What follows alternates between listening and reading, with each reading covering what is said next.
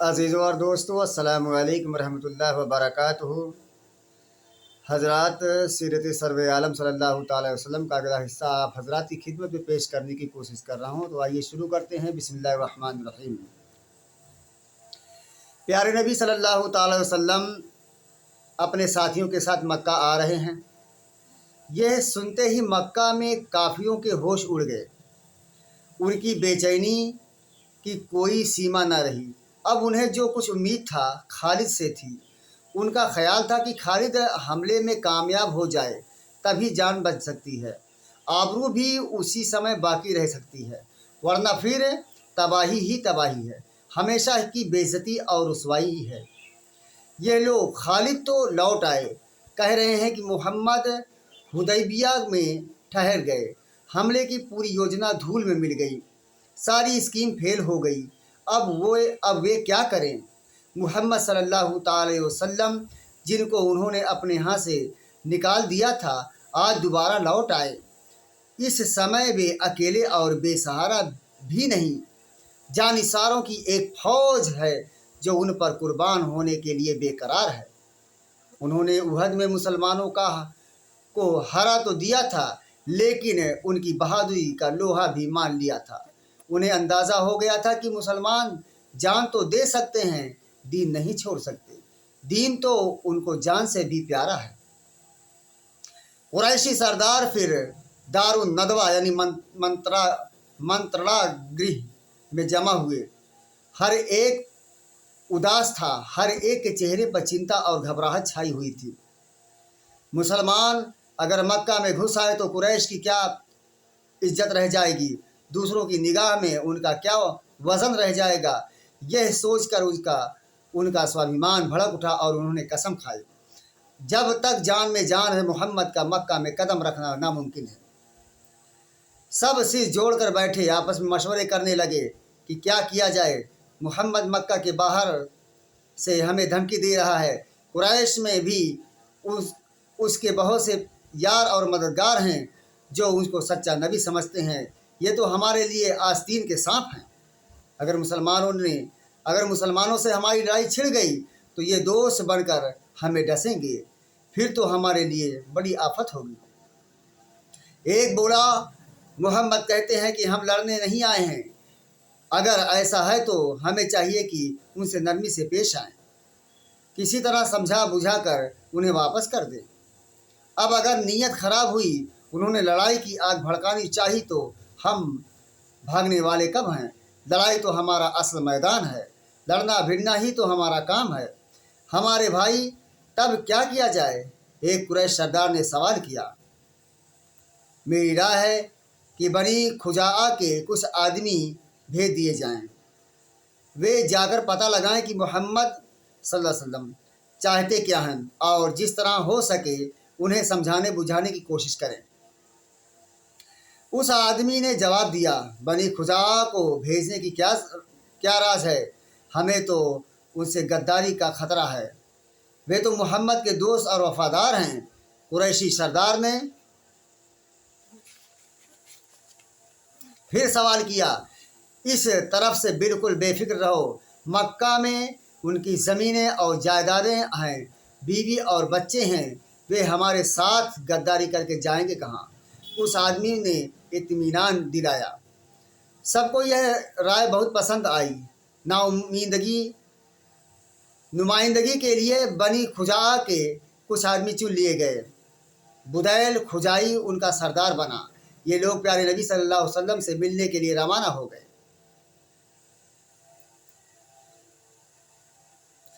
ये लोग वहाँ पहुँचे तो आप सल्लल्लाहु अलैहि वसल्लम बड़े तपाक से मिले। बुदैल ने आने का मकसद बताया। प्यारे नबी सल्लल्लाहु अलैहि वसल्लम ने फरमाया, मुसलमान काबा की ज़ियारत के लिए आए हैं, उनके दिल में उसका आदर और श्रद्धा है। अगर कुरैश हमसे छेड़छाड़ ना करेंगे तो हम लोग खामोशी से तवाफ़ करके लौट जाएंगे। नुमाइंदे लौट कर मक्का गए। कुरैश को प्यारे नबी सल्लल्लाहु अलैहि वसल्लम का संदेश सुनाया, उन्हें आपकी बात मान लेने का मशवरा दिया। अब खुद कुरैश में मतभेद पैदा हो गया। कुछ लोगों ने कहा मोहम्मद से सुलह कर लिया जाए, तवाफ़ और ज़ियारत के लिए रास्ता खोल दिया जाए।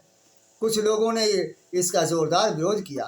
एक कुरैशी सरदार ने कहा, क्या तुम्हें पसंद होगा कि दुश्मन तुम्हारी ज़मीन रौंद कर चले जाएं, फिर हमेशा के लिए माथे पर बदनामी का टीका लग जाए? फिर क्या किया जाए? सब लोग एक साथ बोल उठे कि क्या किया जाए? कुरैशी सरदार ने कहा, मेरी राय है हुरैस बिन अलकमा को भेज दिया जाए, और कबाइलों का सरदार है, कबाइलों के रौब और दबदबे का हाल भी सभी को मालूम है। हर एक उनसे डरता और दबता है, उनके गुस्से से कांपता है। अगर उससे बात बन गई तो मोहम्मद वापस चले जाएं तो हमको शांति मिल जाएगी, इतनी बड़ी मुसीबत से जान छूट जाएगी। लेकिन अगर मोहम्मद ने उसकी बात ठुकरा दी तो उसे जोश आ जाएगा, फिर वो हमारे साथ हो जाएगा और हमारे साथ लड़ेगा। हुरैस अपने खास साथियों के साथ चला। प्यारे नबी सल्लल्लाहु अलैहि वसल्लम ने देखा तो फरमाया, देखो वो हुरैस आ रहा है। उसकी कौम कुर्बानी की बड़ी शौकीन है, जानवरों को उसकी तरफ हाँक दो, यह उन्हें अपनी आंखों से देख लें, ताकि उसे यकीन हो जाए कि हम तवाफ़ और ज़ियारत के लिए आए हैं, तबाही मचाने के लिए नहीं आए हैं। मुसलमान लब्बैक कहते हुए उसके स्वागत के लिए आगे बढ़े और कुर्बानी के जानवरों को उसके सामने फेंक दिया। उसने देखा कि ऊँटों का एक सैलाब आ रहा है, गर्दनों में लोहे की नाल लगे हैं। नाल को ज़्यादा दिन गुजर जाने से गर्दन के ऊँट की झड़ गई है, और जुल्म और नाइंसाफ़ी का यह दर्दनाक दृश्य उसे देखा ना गया। उसकी आंखों में आंसू आ गए। वह प्यारे नबी सल्लल्लाहु अलैहि वसल्लम से मिला भी नहीं, सीधा लौटकर मक्का गया और कुरैश से कहा, खुदा की कसम, हमने तुमसे इस बात पर समझौता नहीं किया है।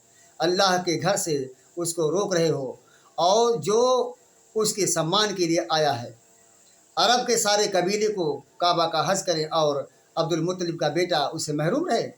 ख़ानदानी लड़ाई में भी तो वह किसी से पीछे नहीं। अगर तुमने मोहम्मद को काबा से रोका तो जान लो सारे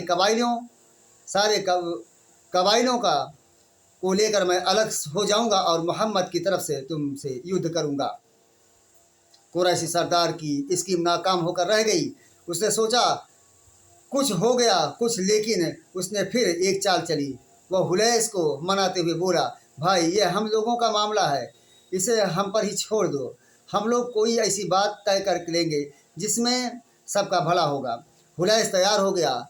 उसने वादा कर लिया कि उनके इस मामले में कोई दखल न देगा। कुरैश को कबाइलों की तरफ से इत्मीनान हो गया। उन्होंने 50 बहादुरों को भेजा कि रात में मुसलमान पर हमला कर दें। वे लोग रात के अंधेरे में हुदैबिया चले। वे मुसलमानों के खेमों तक पहुँचे भी ना थे कि हर तरफ से घिर गए। अब वे गिरफ्तार होकर प्यारे नबी सल्लल्लाहु अलैहि वसल्लम के पास जा रहे थे। प्यारे नबी सल्लल्लाहु अलैहि वसल्लम खेमे से बाहर आए, देखा तो वे सब भय से कांप रहे थे। आपने फरमाया, तुम्हारे कत्ल में अब क्या चीज़ रोक बन सकती है, जबकि तुम्हारा जुर्म इतना संगीन है। दुश्मनों ने कहा, आपकी सहनशीलता, आपकी रहमदिली और मेहरबानी। आप सल्लल्लाहु अलैहि वसल्लम ने फरमाया, मैंने तुम्हें माफ़ कर दिया। अपनी कौम में जाओ और उनसे कहो कि मोहम्मद खून खराबे के लिए नहीं आए हैं, शायद उन्हें होश आ जाए। वे लौट कर अपनी कौम में गए। प्यारे नबी सल्लल्लाहु अलैहि वसल्लम ने उन्हें इत्मीनान दिलाया था, लेकिन उन्होंने तनिक भी इत्मीनान ना था।